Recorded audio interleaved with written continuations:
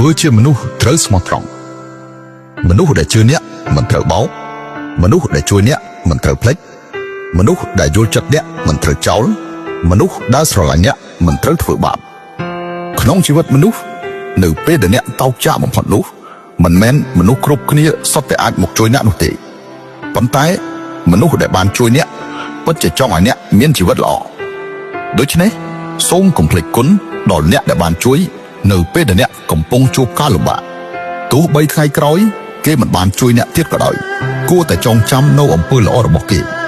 ព្រោះនៅពេលដែលអ្នកគ្មានសង្ឃឹមនោះគេបានមកជួយសង្គ្រោះអ្នក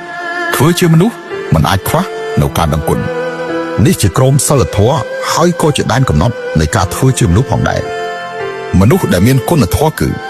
និយាយស្ដីដោយភាពស្មោះត្រង់រាប់អានដោយភាពទៀងត្រង់ធ្វើការងារដោយភាពផ្ចិតផ្ចង់